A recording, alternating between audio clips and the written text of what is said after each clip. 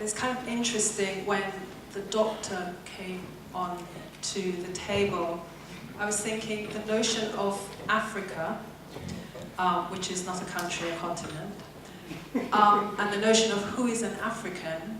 We have to remember that Africa is also diverse, and there are people of Asian descent and European descent, and Middle Eastern descent who are also African. And, it's something to think about when you have a table as numerous as this in order to have those kind of diverse voices, because as we want Europe to be diverse, we also have to acknowledge that Africa is now diverse because of its specific history and colonialism and immigration and migration too. And back to what Gisola said, the anti-apartheid movement, which is a kind of a model, and also the civil rights movement in America, was a bonding of people from diverse backgrounds who work together for a common cause. And if we can't do that, we've lost the battle already. But I agree with Bissy. I think we have to listen to people on the continent to see what their needs are. And sometimes I don't think that happens. We come with our own agenda, and for whatever reason, I don't know if it's learned imperialism, but we do need to listen to people on the continent to see what their needs really are and how we can help them. And I was hoping we'd come to some kind of discussion around that, how we can help the activists on the continent to achieve their goals. I was listening earlier to a question that was posed, and that was how non-gays or people outside of the community could help gay Africans. And I'd like to just talk about myself and my own story. Let me just preface this by saying I don't know that I'm gay. I'm still discovering myself. Okay, all right. Okay. I came to the country as an 11-year-old, and prior to that, I didn't know that I was black. Okay. I know that might seem strange, but I'm Nigerian, and in Nigeria, everybody's black. So your blackness is not a thing. It's you're either Yoruba, you're Igbo, you're Hausa, or whatever. Well, I'm Yoruba, by the way. So I came here as an 11-year-old who didn't know what it was to be gay, to be black, maybe to be female, because I was raised by women, so being female was not a thing either. And I remember watching Neighbours and seeing two men kiss, and I said to my mother, "What's this gay thing?" She said, "Come on, shut up, change the channel." So it was something that was at the back of my mind, and as I grew older, I realized that I liked men, I liked women, and then there was this big, massive confusion, blah, blah, blah. And then my uncle died, and there was a conference in my living room that I wasn't part to, but I listened, and my father was, "That man is a gay, so he died, so what?" And I thought, something in me just broke.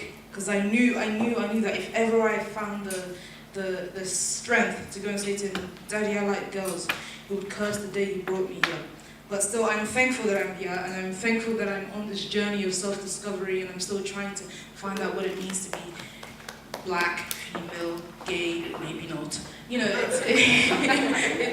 It's really strange. And I saw Bissy on TV, on a Nigerian channel once. He was on this talk show with this lady called Fumi Yonda, who's an amazing Nigerian, who has opened doors to a lot of gay, lesbian Nigerians. I saw him on TV and I thought, goodness, this guy is absolutely amazing. He's so brave. Doesn't he know that he'd be killed? So it's good to see you here again, alive and well, because I was rather really bad. What I would like to say quickly though is I realized the spread of this evangelical Christianity in Nigeria is making my people very bigoted. I have to say, it scares the living daylights out of me. Now, Nigerian women, when I was growing up, they were loud, they were brash, they brought up the women a lot of the times on their own. And I know a lot of people think African women, they always have a husband. That is not true. I was raised by 4 women, even though I have a dad who I live with now. He didn't raise me. I was raised by 4 women. And now, evangelical religion has come to my country, spread like wildfire, and now it's women be submissive. To be gay is this, that, and the third. And I'm so shocked as to how much of a big deal being gay is in Nigeria now. Like there aren't a myriad of social issues that have to be taken into consideration. But at the same time, being a gay African is not something that is equal to being a gay European, because our culture, let me just say, my Yoruba culture is very different to English culture. You can still be a gay African, a gay Yoruba, and be happy, But that doesn't mean you have to be like a gay European. Because there are so many things to take into consideration, like public display of affection, for instance. Over here, it's not a thing to see two men kissing or two women kissing. In Nigeria, it's a very big deal to see a man and a woman kissing, talk less of a woman and a woman. You know, so these are things that we take for granted over here, but aren't as important. Because I asked somebody the other day, I said, what is being free? And she said to me, oh, being free is the day I can kiss my partner on the road. I'm like, that's it? Is that really it? If that's what it means to be free to some Europeans, let me tell you, a lot of Africans are going to remain in captivity for a long time, because that's not what it means to be free and gay in Africa. To be free to me is when I finally discover myself and my sexuality is not at war with my Africanness. That is what I strive for, and I hope that people who are in Europe and who want to help gay Africans realize that what they strive for is not always what the Africans strive for. But that doesn't mean that we're any less, and it doesn't mean that our struggles are not as important. And please don't relegate gay Africa to AIDS or HIV. That's very annoying. Anytime I hear gay Africa, surely the next sentence is the HIV rate amongst gay African men. No, there are many other things that are going on, such as, you know, young African boys being sold to Europeans. Again, we find that Africans are subject to exploitation.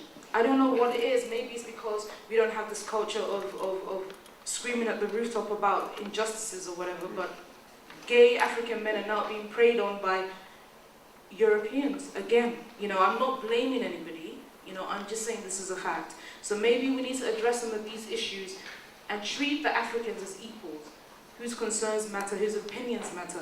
Don't treat them as, we've come here to save you yet again, you bloody Africans kind of thing, you know? So it's going to be a long struggle, but I admire and I applaud those who are interested and who want to help, and especially for the pastors, because there are a couple over here.